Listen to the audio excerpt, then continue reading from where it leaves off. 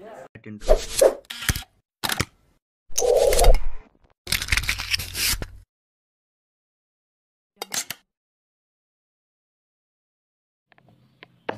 warahmatullahi wabarakatuh.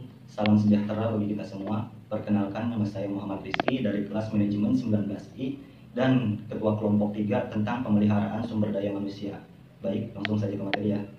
Masalah yang harus mendapatkan perhatian yang mendalam bagi seorang manajer dengan pemeliharaan yang mendalam, maka tingkat loyalitas, kedisiplinan, dan produktivitas juga akan meningkat, yang akan menguntungkan bagi sebuah perusahaan, sehingga berfungsi untuk melindungi setiap kondisi dari karyawan yang bekerja dalam perusahaan. Semakin baik kondisi karyawannya, maka semakin berkembang pula perusahaan tersebut.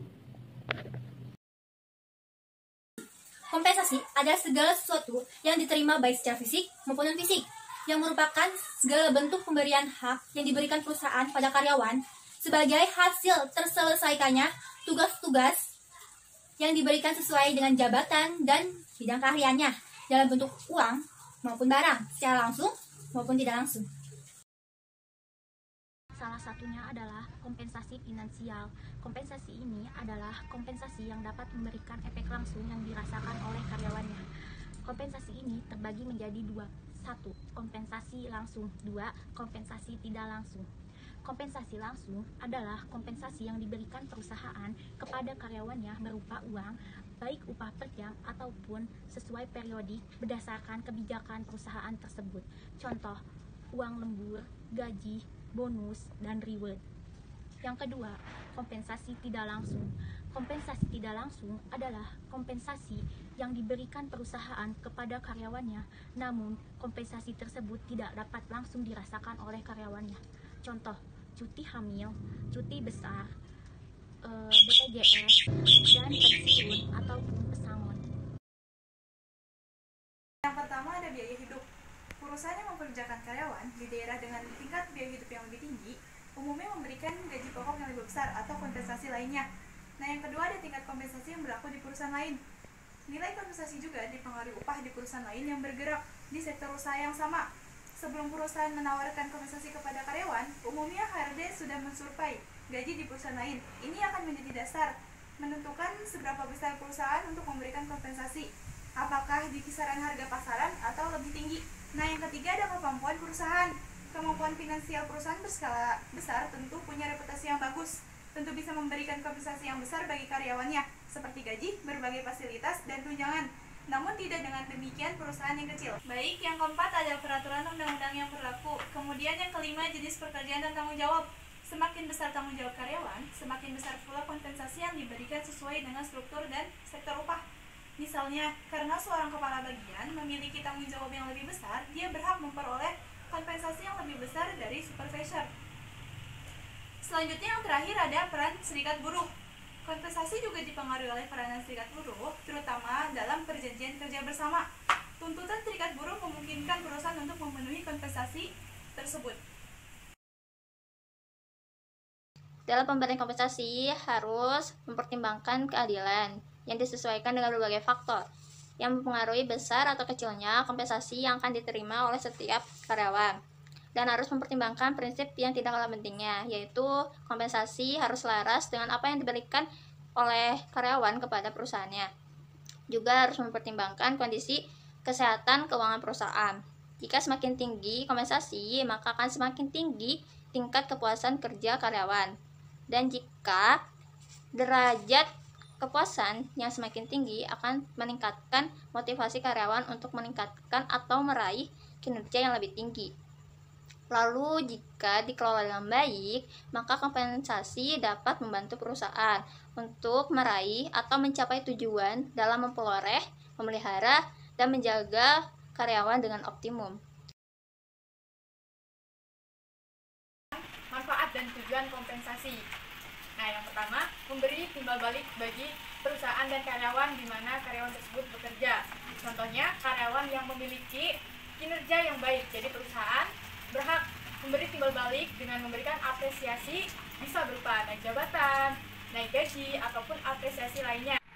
Nah, yang kedua, mendorong karyawan tersebut untuk memenuhi segala kebutuhan hidupnya. Dan yang ketiga, meningkatkan kinerjanya bagi perusahaan. Jadi mendapatkan keuntungan bagi perusahaan maupun karyawan. Dan yang keempat, menghargai prestasi kerja. Contohnya bisa dengan ucapan atau tulisan, seperti halnya memberikan ucapan selamat ataupun terima kasih. Dan yang terakhir, kelima, menjamin keadilan. Contohnya bisa adil pada karyawan baru maupun karyawan lama, jadi tidak dibeda-bedakan. Begini cara menghitung kompensasi. Kompensasi PHK menurut Undang-Undang Ketenagakerjaan terdiri dari 3, yaitu yang pertama uang pesangon, yang kedua uang penghargaan masa kerja, dan yang ketiga itu uang penggantian hak. Dalam contoh, jika kita bekerja di bawah 1 tahun, kita mendapatkan uang pesangon 1 bulan upah. Nah, jika kita bekerja di antara 1 sampai 2 tahun, kita mendapatkan 2 bulan upah. Nah, dan seterusnya. Nah, jika uang penghargaan masa kerja, jika kita bekerja di antara 3 sampai 6 bulan, 3 sampai 6 tahun, itu sama dengan kita mendapatkan 2 bulan upah. Dan jika di antara 6 sampai 9 tahun, itu kita mendapatkan 3 bulan upah. Nah, ini berlakunya 3 tahun kerja itu sama dengan 1 bulan upah. Nah, yang terakhir adalah uang penggantian hak. Uang penggantian hak yaitu contohnya seperti cuti tahunan yang belum diambil dan belum gugur. Terus biaya atau ongkos pulang untuk pekerja dan keluarganya tempat di mana ia bekerja dan diterima kerja. Nah, uang penggantian perumahan serta pengobatan dan perawatan ditetapkan 15% dari uang pesangon dan atau uang penghargaan masa kerja bagi yang memenuhi syarat. Yang pertama, pengertian integritas. Pengertian integritas bertindak konsisten sesuai dengan kebijakan dan kode etik perusahaan. Memiliki pemahaman dan keinginan untuk menyesuaikan diri dengan kebijakan dan etika tersebut. Dan bertindak secara konsisten walaupun sulit untuk melakukannya. Selanjutnya, tujuan dan karakteristik integritas. Tujuan dan karakteristik integritas dibagi 3. Yang pertama, agar memiliki keunggulan integritas, maka kita tidak boleh berbohong walau dalam hal kecil apapun. Yang kedua, akan menemukan yang benar atau saat yang lain belum menemukannya. Dan yang ketiga, bertanggung jawab. Untuk memiliki keunggulan integritas, kita harus sadar bahwa pencarian integritas merupakan bagian yang integral dari kepemimpinan. Kita harus bersikap terbuka dan jujur. Yang pertama yaitu kesepakatan kerja bersama. Berperan aktif dalam menciptakan pengintegrasian, menciptakan kerjasama, dan juga menghindarkan konflik dalam perusahaan. Contoh dari kesepakatan kerja bersama. Kita sudah tahu tentang PKWT, yaitu perjanjian kontrak waktu tertentu. Baik yang kedua yaitu collective bargaining, perundingan antara pimpinan karyawan dan juga pimpinan perusahaan untuk menetapkan keputusan-keputusan dari pihak pimpinan karyawan dan juga pimpinan perusahaan. Contohnya yaitu perundingan tentang upah gaji, upah transport, dan juga tunjangan makanan. Teori integritas. Menurut Henry Cloud, ketika berbicara mengenai integritas, maka tidak akan terlepas dari upaya untuk menjadi orang yang utuh dan terpadu di setiap bagian diri yang berlainan. Bekerja dengan baik dan menjalankan fungsinya sesuai dengan apa yang telah dirancang sebelumnya.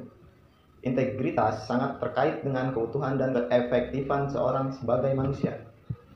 Sedangkan menurut KBBI, pengertian integritas adalah mutu, sifat, dan keadaan yang menggambarkan kesatuan yang utuh, sehingga memiliki potensi dan kemampuan memancarkan kewibawaan dan kejujuran. Menurut Ipo Santoso, integritas sering diartikan sebagai menyatukan pikiran, perkataan, dan perbuatan untuk melahirkan reputasi dan kepercayaan. Jika merujuk dari asal katanya, kata integritas memiliki makna berbicara secara utuh dan lengkap sepenuh-penuhnya. Hubungan pemburuan, hubungan industrial diartikan sebagai sistem hubungan yang terbentuk antara pelaku proses produksi, barang dan jasa. Hubungan industrial juga berkaitan dengan fenomena di dalam dan di luar tempat kerja. Tujuan hubungan industrial: 1. Mewujudkan hubungan industrial yang humoris, dinamis, dan berkeadilan di perusahaan. 2. Hak dan kewajiban yang terjamin juga terlaksana. 3. Menyelesaikan masalah atau penyelisihan secara internal, tidak masuk kerja maupun penutupan perusahaan. 4. Mengembangkan forum komunikasi, musyawarah, dan kekeluargaan.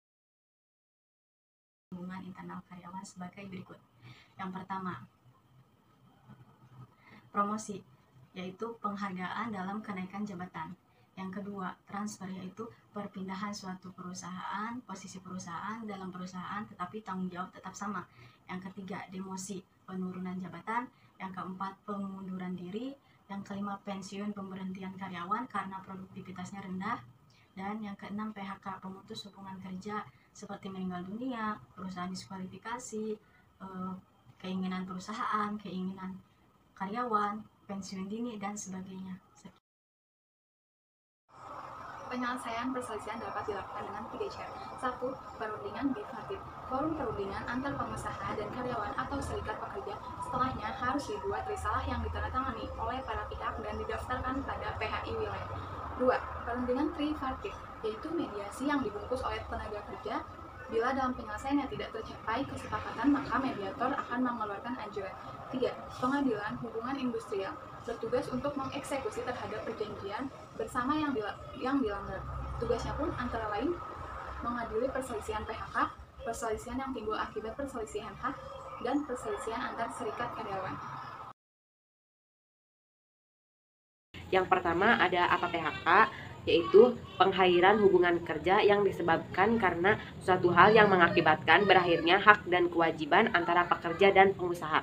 Yang kedua, ada alasan atau sebab PHK. Yang pertama ada selesainya PKWT, yang kedua ada pekerja melakukan kesalahan berat, yang ketiga pekerja melanggar perjanjian kerja atau perjanjian kerja bersama. Yang keempat ada pekerja mengajukan PHK karena pelanggaran perusahaan.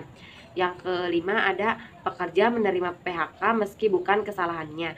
Yang keenam ada pernikahan antara pekerja jika diatur oleh perusahaan. Yang ketujuh ada PHK massal karena perusahaan rugi. Yang kedelapan ada peleburan, penggabungan, dan perubahan status. Yang kesembilan ada perusahaan pilot. Yang kesepuluh ada pekerja meninggal dunia. Yang kesebelas ada pekerja mangkir 5 hari atau lebih. Pertama adalah PHK atas keinginan perusahaan, dan yang kedua adalah PHK atas keinginan karyawan itu sendiri.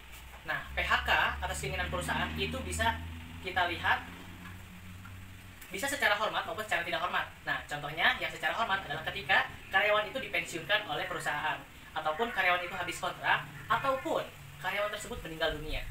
Adapun yang secara tidak hormat adalah sebagai contoh karyawan tersebut yang diciduk oleh polisi atau ditangkap oleh polisi karena tindakan kriminal yang dia lakukan.